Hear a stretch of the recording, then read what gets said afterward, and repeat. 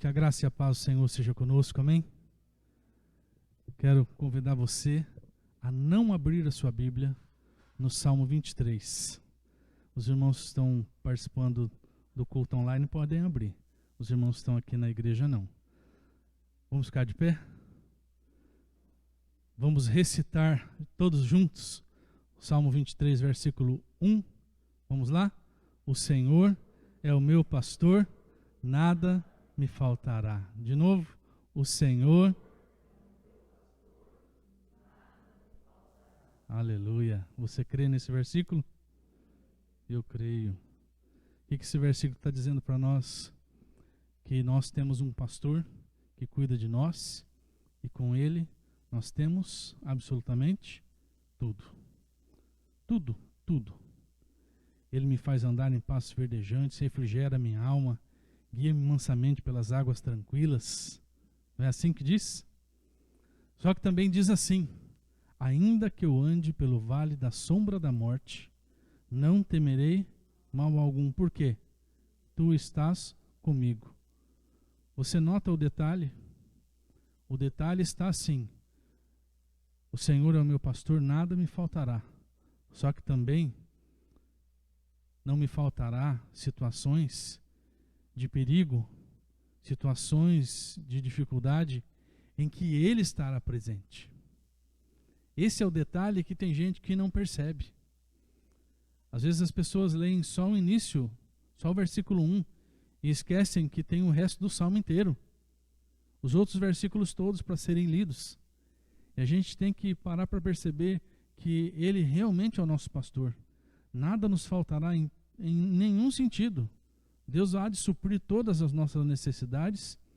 Porém, irmãos, Ele também estará conosco no momento em que a situação não estiver boa. Ele não vai nos poupar de algumas situações. Ele pode nos poupar de várias, mas algumas nós vamos ter que passar. Em alguns vales, nós vamos ter que passar. Mas como Ele é o nosso pastor e nada nos faltará, não nos faltará a sua companhia no momento de luta, no momento de dor. Ele vai estar ali, grudado na nossa mão para nos encaminhar, para nos guiar, às vezes até para nos levantar quando a gente cai. Porque a gente não está sujeito, a gente também está sujeito à queda.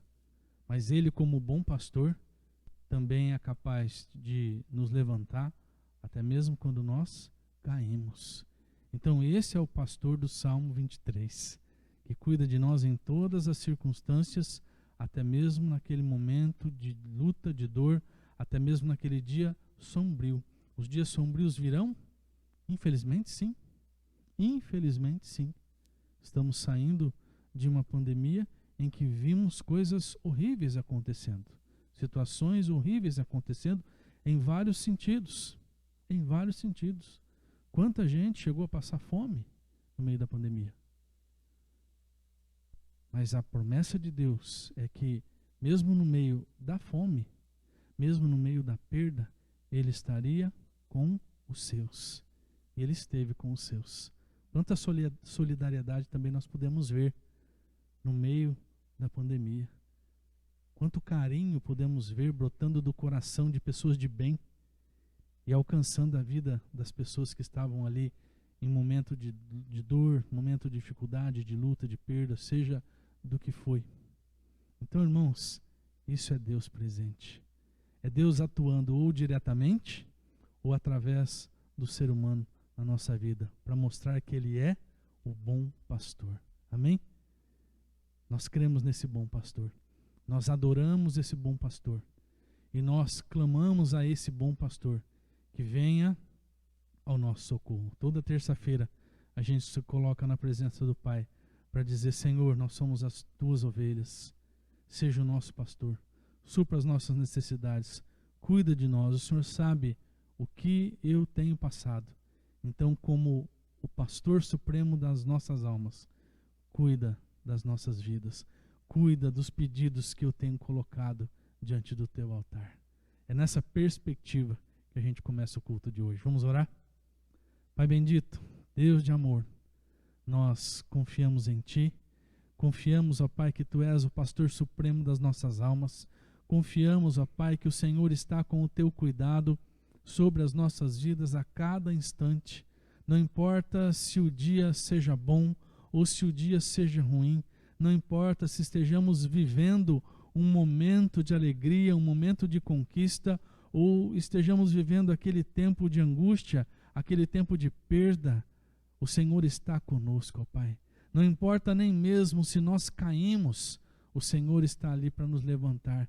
É nesse Deus, ó Pai, que confiamos, é esse Deus que confessamos, é esse Deus que cremos, está hoje aqui para receber os nossos louvores, ó Pai, para receber a nossa gratidão e para agir em nossas vidas durante esse tempo precioso que vamos passar diante de Ti.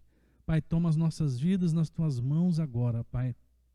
Leva-nos à sala do trono para Te adorarmos em espírito e em verdade, em nome de Jesus. Amém. Vamos cantar? Solta a tua voz em louvor, dizendo que Deus é santo, digno de honra, de glória e de louvor.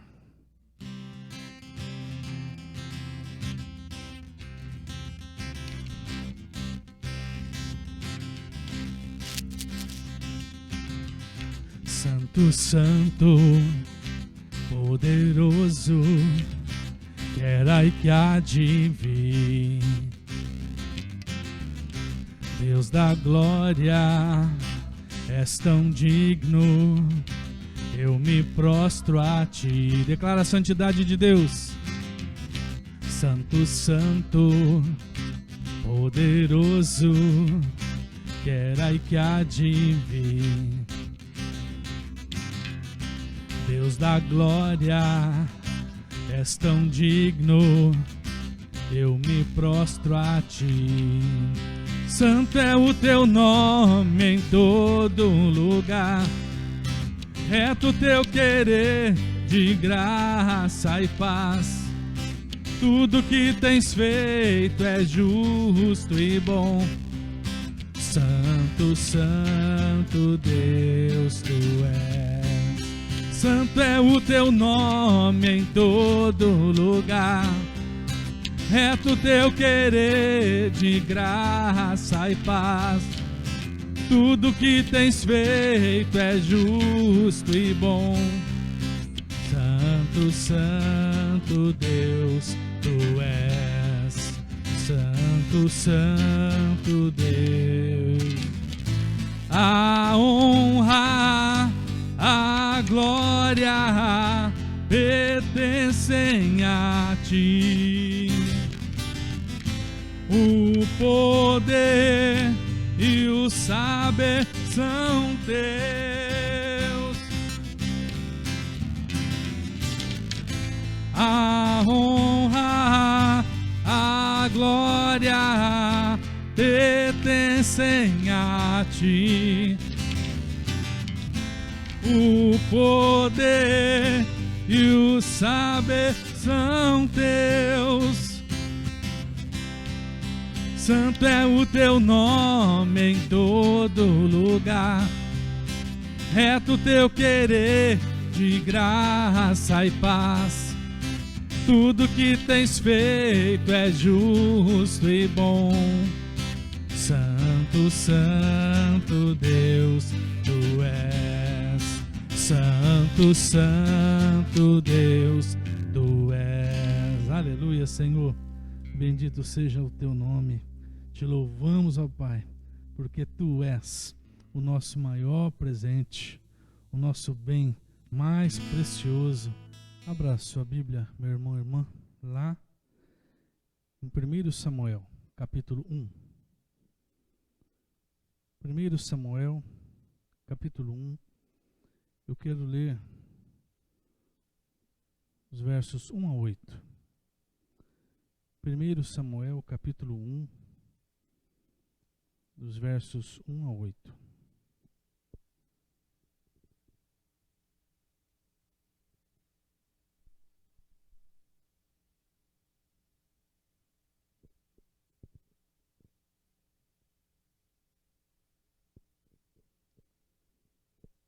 Diz assim a palavra de Deus: Havia um homem da tribo de Efraim, chamado Eucana, que vivia na cidade de Ramá, na região montanhosa de Efraim. Ele era filho de Jeroão, neto de Eliú, bisneto de Tou e trineto de Zufi. Eucana tinha duas mulheres, Ana e Penina. Penina tinha filhos, porém Ana não tinha. Todos os anos Eucana saía da sua cidade e ia a Siló, a fim de adorar e oferecer sacrifícios ao Senhor Todo-Poderoso. Ofni e Finéias, os filhos de Eli, eram sacerdotes do Senhor Deus em Siló. Cada vez que Eucana oferecia o seu sacrifício, ele dava uma parte para Penina e a outra para todos os seus filhos e filhas. Mas para Ana, ele dava 2 vezes mais. Eucana a amava muito, embora o Senhor não permitisse que ela tivesse filhos. Penina, sua rival, provocava e humilhava Ana, porque o Senhor não permitia que ela tivesse filhos. Isso acontecia ano após ano. Sempre que iam ao santuário do Senhor, Penina irritava tanto Ana que ela ficava só chorando e não comia nada.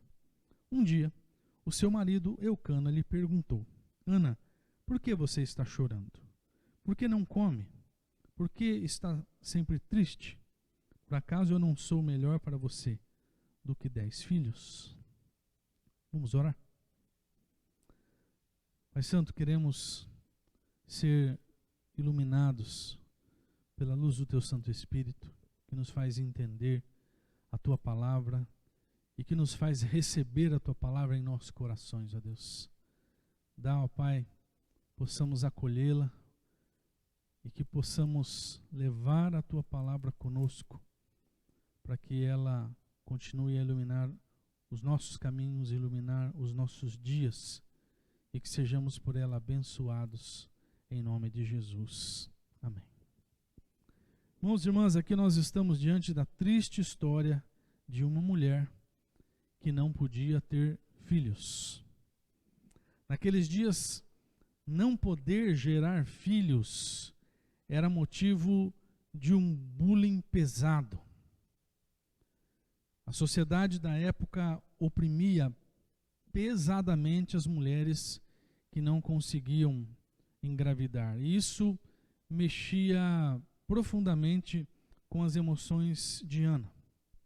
Se hoje, pense nos dias de hoje, século 21, se hoje, quando a sociedade já compreendeu as causas da infertilidade, inclusive já através dos avanços da medicina, conseguiu até driblar muitos casos de infertilidade. Já não é fácil lidar com esse problema? Imagina na época em que as pessoas atribuíam a infertilidade a alguma maldição, ou a presença de pecado na vida das pessoas, ou até mesmo a falta de fé. Era algo brutal. As provocações, as maldades em cima dessa questão era algo extremamente difícil e pesado naqueles dias, muito mais do que nos dias de hoje. E aí eu peço que você imagine Ana e Eucana. Imagine os dois no seu dia de casamento. O dia do casamento é uma alegria para toda a família, tanto para o noivo como para a noiva, mas como para a família dos dois. Imagine Ana se casando com Eucana, com todas as formalidades de um casamento judaico, e aí eles vão para a sua casa, consumam o casamento, os dias vão se passando, e nada daquela mulher engravidar. De repente, a outra esposa de Eucana, a Bíblia não deixa claro quem casou primeiro, não temos isso claro. E antes que você pense, puxa vida, 2 esposas na Bíblia, naquela época existia uma permissão legal, não aos olhos de Deus, tá? Deus nunca concordou com isso, mas existia uma permissão legal para aqueles dias. Então, Eucana tinha 2 esposas, então, de repente, está ali a família, né? Um homem com suas 2 esposas, e aí Penina fica grávida. Para pensar na situação. Eucana se torna pai pela primeira vez. Consegue imaginar na sua mente a situação? Filhos são motivos de alegria numa família, não são? Em geral, na maioria das vezes, filhos são motivos de alegria. A chegada de um filho ou de uma filha é motivo de grande alegria, tanto para a família do pai quanto para a família da mãe. Porém, para Ana, o filho de Penina era como que um atestado da sua incapacidade de ser mãe. E provavelmente, Eucana e Ana continuaram tentando ter um filho no decorrer dos dias, mas muito provavelmente também, quem engravidou novamente foi Penina. E não Ana, porque a Bíblia diz que Penina tinha filhos, no plural, e Ana não. Ana seguia com a amargura de não conseguir ser mãe. E provavelmente, irmãos e irmãs, Ana pensava: por que Deus não se manifesta na minha vida? Eu tenho sido fiel a Ele e nada acontece comigo. E sabe, irmão, irmã, com certeza você já fez esse questionamento em algum momento da sua vida. Por que é que Deus não se manifesta na minha vida? Por que Deus chega na hora certa na vida de tantas pessoas, mas na minha vida parece que Ele está atrasado?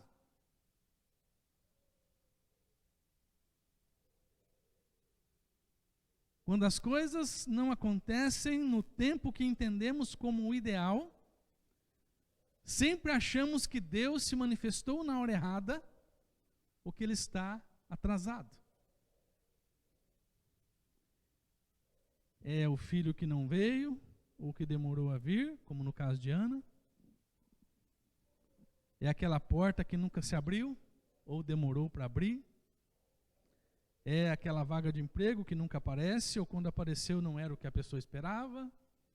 É o príncipe ou a princesa encantada que nunca aparece, ou quando apareceu era um sapo, ou um Shrek, ou uma Fiona, para quem entende de desenhos infantis. É aquele problema cujo fim parece nunca chegar, e quando chega já fez tanto estrago que parece que a pessoa nunca mais vai se levantar.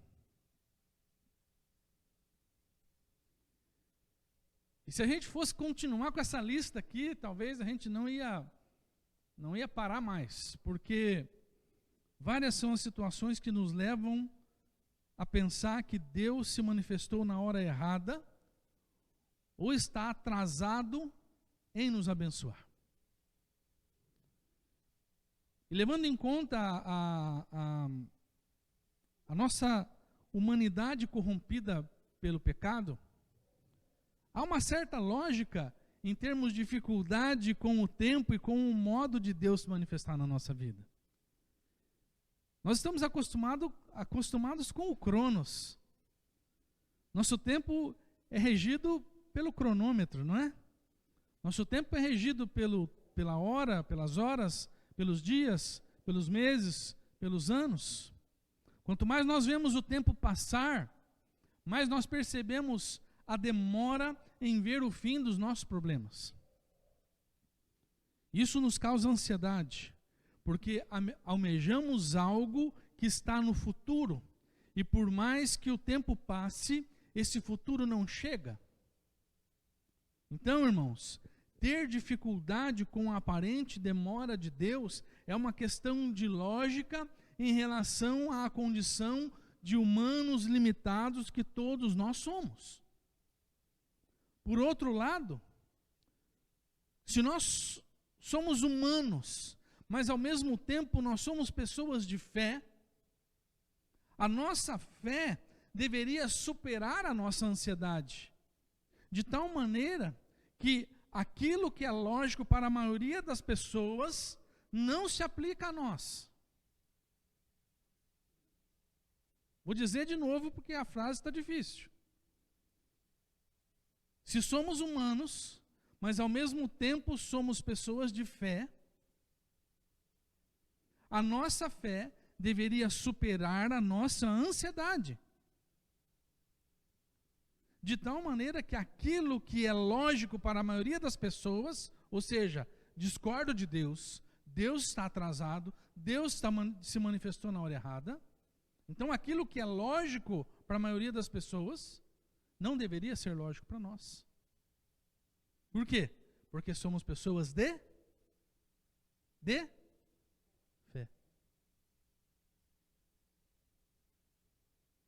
A grande questão, irmãos, é que ainda não decidimos se vamos viver radicalmente pela fé ou se vamos viver por aquilo que vemos e por aquilo que apalpamos. Essa é a questão. Ainda não decidimos se vamos viver pela fé ou por aquilo que vemos e apalpamos. Lá em 2 Coríntios capítulo 4, versos 16 a 18, Paulo escreveu as seguintes palavras: por isso nunca ficamos desanimados. Mesmo que o nosso corpo vá se gastando, o nosso espírito vai se renovando dia a dia. E essa pequena e passageira aflição que sofremos vai nos trazer uma glória enorme e eterna, muito maior do que o sofrimento, porque nós não prestamos atenção nas coisas que se veem, mas nas que não se veem. Porque o que pode ser visto dura apenas um pouco, mas o que não pode ser visto dura para sempre. Paulo estava dizendo o seguinte, trocando em miúdos: embora a minha vida não esteja fácil, eu vou viver pela fé. Eu não vou confiar naquilo que eu vejo, mas naquilo que Deus coloca no meu coração, naquilo que o Espírito Santo fala ao meu espírito. Era isso que Paulo estava querendo dizer aqui. Paulo sabia, irmãos e irmãs, que as grandes coisas da vida do cristão acontecem primeiro no mundo espiritual, não no mundo físico e visível. Por isso ele preferia confiar no mover de Deus no mundo espiritual, até que as coisas se concretizassem no mundo físico, visível e material. Se nós quisermos vencer as dificuldades que nós temos em aguardar o tempo de Deus, em entender o tempo da manifestação de Deus nas nossas vidas, nós precisamos exercitar mais a nossa fé, crendo que Deus está se movendo no mundo espiritual antes de se manifestar no mundo visível, no mundo material que pode ser apalpado. Em segundo lugar, nós precisamos entender que as manifestações de Deus estão atreladas, estão vinculadas aos seus propósitos. Você está caminhando comigo ainda, irmão? Eu tenho dificuldade com o tempo de Deus, com a manifestação de Deus? Tenho. Por quê? Porque eu ainda não decidi se eu vou viver pela fé ou se eu vou viver pelo que eu vejo.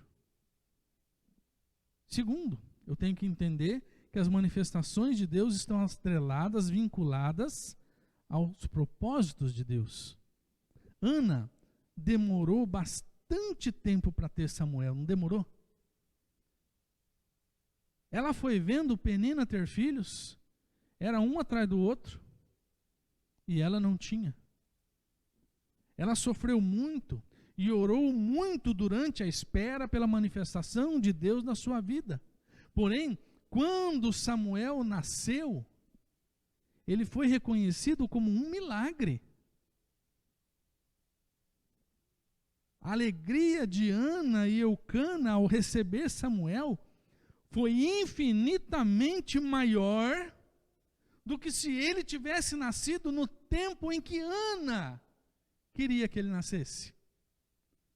Você entendeu, irmão, a peculiaridade da questão? Era desejo de Deus que Ana e Eucana experimentassem um milagre.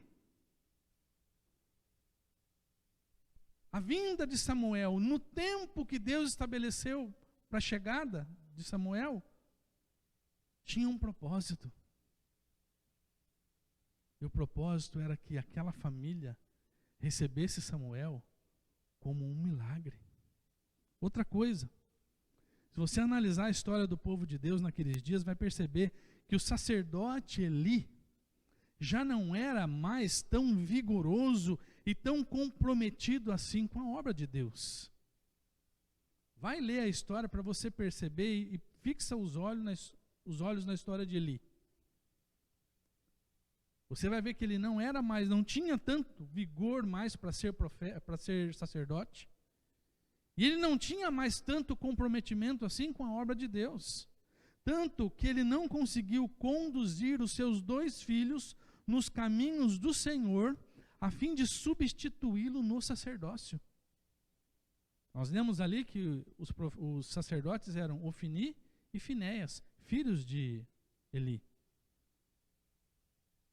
Esses 2 meninos sofreram pesadamente com a mão de Deus, porque eles pecavam contra Deus. Eles não seguiram os caminhos do Senhor, mas estavam lá, servindo no templo. Ele não conseguiu criá-los como deveria. E sabendo disso, irmãos, Deus preparou o tempo certo para o nascimento de Samuel. Ele preparou também o coração de Ana, que voluntariamente dedicou Samuel a Deus e o entregou ao sacerdote Eli, a fim de que fosse criado num ambiente sagrado.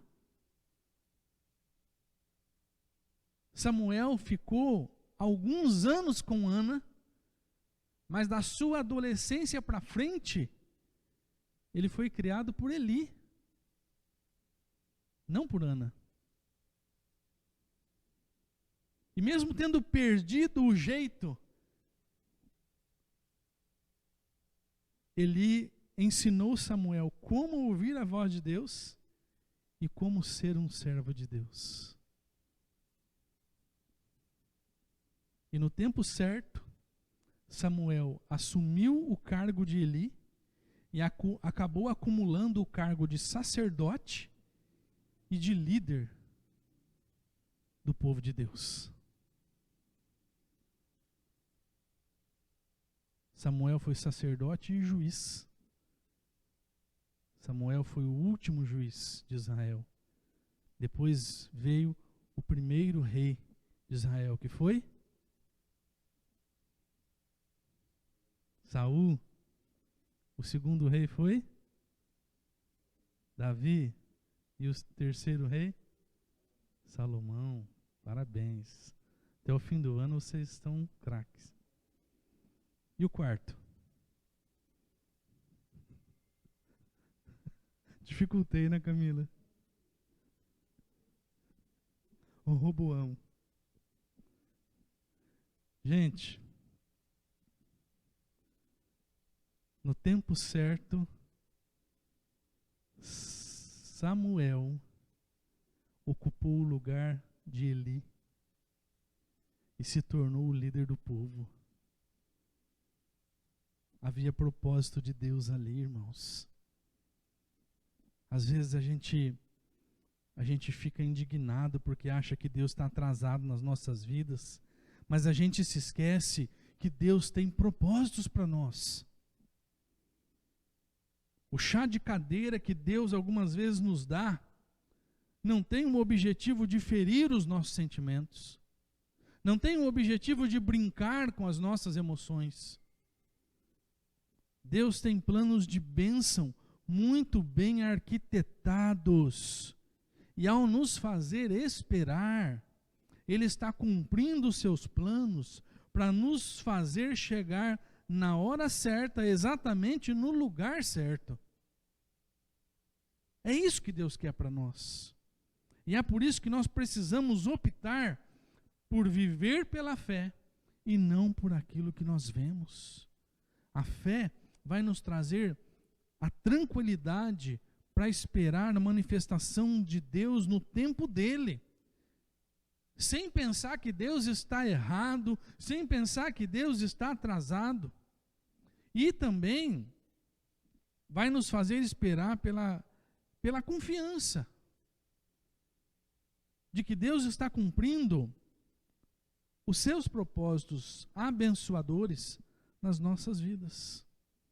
Está claro isso para você? Então, eu tenho dificuldades com a manifestação de Deus na hora de Deus. Do que eu preciso? Eu preciso de fé.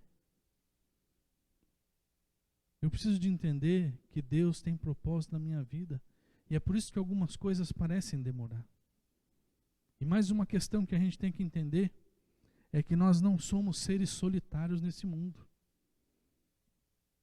Nem eu, nem você. Nossa vida está interligada à vida de outras pessoas. Inclusive, existem pessoas que dependem de nós. Quando Deus se manifesta ou deixa de se manifestar nas nossas vidas, Ele está em vários momentos levando em consideração as consequências que determinadas situações vão gerar na vida de outras pessoas. Ana não fazia ideia de que Deus já havia escolhido Samuel para ser um dos grandes líderes do povo de Deus na sua época. Ela não tinha essa consciência. A questão era que Samuel precisava nascer em um determinado momento da história para que os propósitos de Deus se cumprissem, para que Ana fosse abençoada e para que uma nação inteira fosse abençoada. Olhando do ponto de vista apenas cronológico, o nascimento de Samuel foi tardio. Deveria ter sido antes. Mas quando enxergamos de maneira ampla tudo o que Deus fez, nós entendemos que aquele nascimento aconteceu no tempo exato, no Kairós de Deus. Um dos grandes dilemas que nós temos na caminhada cristã é o dilema da compreensão. Queremos entender tudo que Deus faz, queremos resposta para tudo, não admitimos ficar sem compreender o motivo daquilo que acontece ou daquilo que deixa de acontecer conosco. É assim que agimos. Mas meu irmão e minha irmã, a questão é que na jornada da fé, nem tudo será compreendido. Desculpa se eu estou desmontando seus castelos. Mas na jornada da fé, nem tudo será compreendido. E é exatamente por isso que nós precisamos viver pela fé. Jesus nunca nos prometeu compreensão. Ele nunca disse para nós: venha após mim que eu vou fazer você entender tudinho.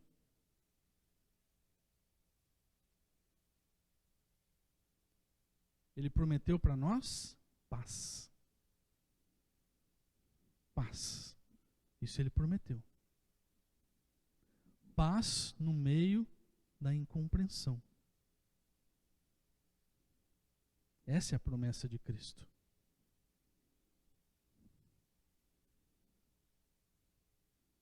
Quando nós não entendemos as razões pelas quais Deus está ou não fazendo algo, a fé nos ajudará a prosseguir em paz, na certeza de que Deus está cuidando de tudo.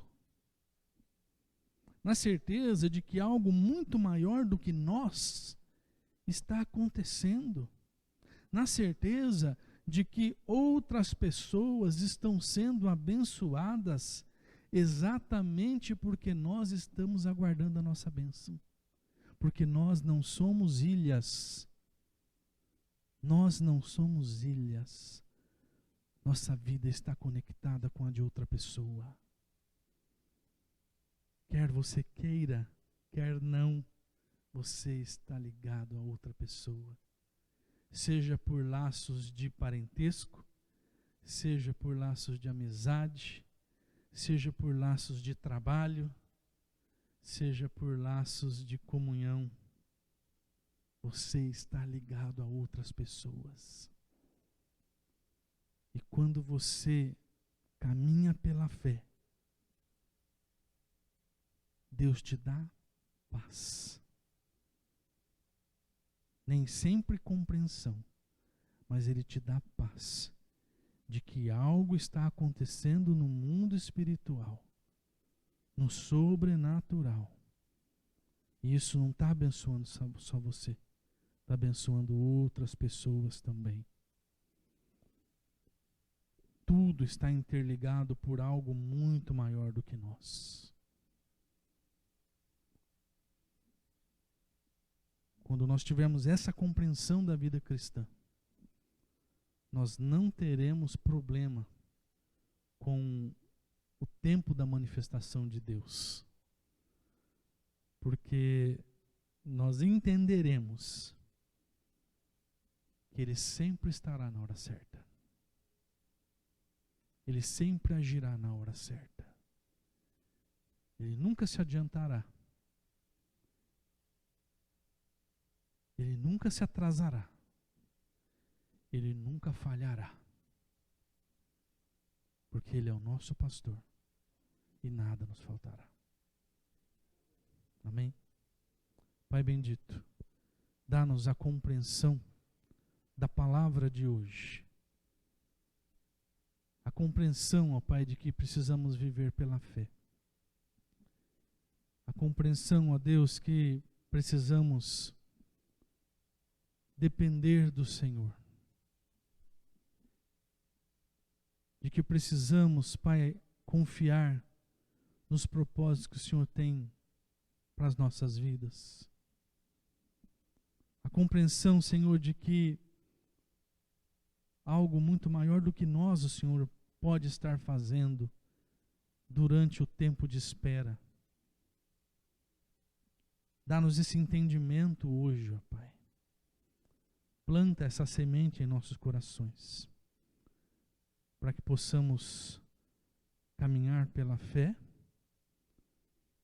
e aguardar a Tua manifestação no tempo do Senhor, não no nosso. E que a paz do Senhor encha o nosso coração a cada dia, para que mesmo quando não conseguirmos entender algumas questões do Teu agir em nossas vidas, alguns momentos de espera, ou até mesmo alguns nãos que o Senhor nos dá, que essa paz nos faça continuar prosseguindo, sempre na certeza de que o Senhor nos ama, na certeza de que o Senhor tem propósitos benditos, na certeza de que há algo muito grande sendo feito pelo Senhor, que não abençoará só a nós, mas abençoará muitas pessoas, ó Deus. Que essa paz nos ajude a esperar o tempo certo da nossa bênção. Em nome de Jesus, amém. Então tá joia. Então nós vamos orar pelos pedidos de oração. Você que tem o seu pedido, você que veio por algum motivo, por alguma questão para ser colocada diante de Deus, você que está fazendo parte de oração, os irmãos que acompanham o culto online, que também tem pedidos a colocar, que também tem impacto de oração, nós vamos colocar nossas vidas diante de Deus agora, na certeza que Deus tem um tempo certo para cada um de nós, na certeza de que Deus há de se manifestar nas nossas vidas de acordo com a sua boa vontade. Uma vontade que é boa, perfeita e agradável. Vamos orar então? Pai Santo, eu coloco diante de Ti a vida de cada um dos irmãos que vieram em busca do Teu socorro, que vieram em busca do Teu cuidado, que vieram em busca de um milagre. Pai, Tu és Deus de milagres, Tu és Deus de promessas, Tu és Deus que cumpre promessas nas nossas vidas, e nós temos crido nisso, Pai, dia após dia, terça após terça. Nós temos visto o Senhor realizando verdadeiros milagres entre nós, e nós clamamos a Ti, ó Pai, para que esse mover do Senhor continue sobre cada filho, sobre cada filha do Senhor. A Tua palavra diz que o Senhor pode fazer infinitamente mais além daquilo que pedimos ou pensamos. E nós estamos aqui, ó Deus, pedindo tantas coisas para Ti. Por isso, ó Deus, opera as Tuas maravilhas entre nós. Opera as Tuas maravilhas no meio daqueles irmãos que têm feito pacto de oração, que estão caminhando na nossa campanha de oração de 7 semanas, que no tempo certo que o Senhor tem determinado para cada um, os Teus filhos e filhas possam ver um milagre, que os Teus filhos e filhas possam ver livramento, que Teus filhos e filhas possam ver providência do Senhor em suas vidas, respostas para suas inquietações, ó Deus. Que o Senhor venha abençoar cada vida de acordo com a Tua riqueza, ó Pai. Despede-nos agora, debaixo da Tua graça, debaixo do Teu cuidado. É a nossa oração, em nome de Jesus. Amém. Amém. Estamos encerrados. Uma ótima semana para você. Vá para casa na paz do Senhor. Lembrando que temos canjica no sábado, tá? Se você ainda não deu o seu nome para ajudar, dá um toquinho no grupo da igreja aí para a Lúdia anotar seu nome, viu? Sexta-feira à tarde tem escolha da canjica. Sábado de manhã tem preparação da canjica.